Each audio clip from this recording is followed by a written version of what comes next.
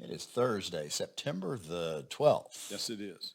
And it's flying by as usual. Yesterday was September the 11th. We'll Yes, it was. take just a moment to reflect back and think about all the folks that on that tragic day that lost There's their so many lives. people that we deal with day to day that were so young then. A lot of don't even remember clearly what happened on that Yeah. particular You day. know, not far from this office, the young stewardess lived Bradshaw's in her a last name. Sandra Bradshaw, if I lived remember in right. a neighborhood right around the corner from us. And so, but anyway, we think about that, and I have in my desk drawer the newspaper of that day, and so it's something we ought to take time, much like our fathers and mothers and grandparents did about Pearl Harbor. That was our Pearl Harbor. But anyway, September 18th is coming, and that's also going to be an important date, and that's the date the the Fed Fed. gets together. The odds now have jumped 80% that it's going to be a 25 base point. Some of the decrease. economic data released recently has probably taken that 50 basis points off the table. Many articles this week talked about that if there was a 50 basis point increase, many economists think that that would send such a shockwave into the market that it would say that either the Fed is behind the curve and it recognizes it, and or there's a bigger problem out there that we don't know and what that is. And so all likelihoods are that the Fed will do a 25. Now, Brian Westbury talked about 25 basis points cut from now on out each time into 2025, and they're still trying to target that 1% total decrease. Yes. So we do that. We had an interesting call today ask about what the interest rate decrease has direct effects on, and we talked about it.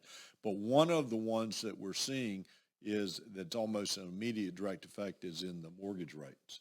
30-year fixed mortgage rates year over year down from 7.3% to 6.3%.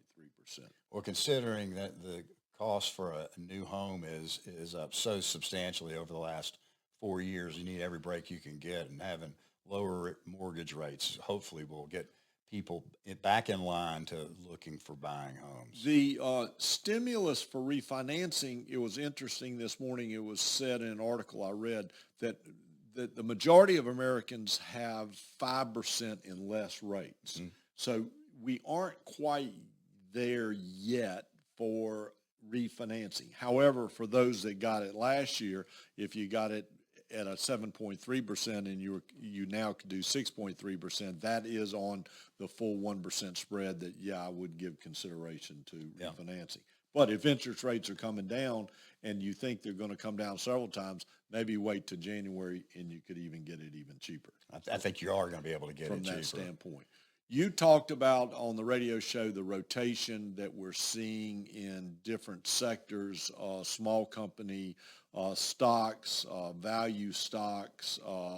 Still technology is part of the play, but the other sectors are we're seeing pickup in those areas. You know, consumer staples have suddenly, well, not suddenly, over the last 3 or 4 months have had a lot more enticement than they have over the last 2 or 3 years. So things are changing, and so are things changing in your bond portfolio. Yes. Because we made a big change that carried over into, well, it finished last week, if I remember correctly. But we changed the duration for most of the bonds that we're in. We won't go into great details because compliance doesn't like it when we do, but just know that we're taking advantage of what we think the Fed is going to be doing.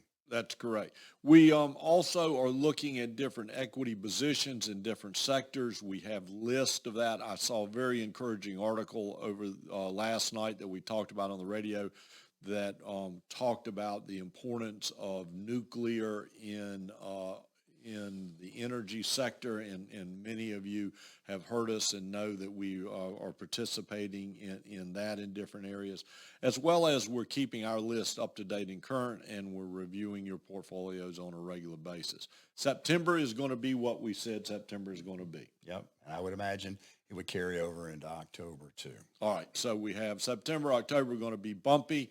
Historically, after the election, the market for the 3-4 months will level out with some upsides that we're anticipating. So we're positioning everybody in that regards to take advantage of that. If you have any questions, you ought to call us, reach out to us, let us meet with you, let us Zoom, let us have a phone call. We'll be glad to do that. We do it each and every week because it is your money. And your money matters. See you next week.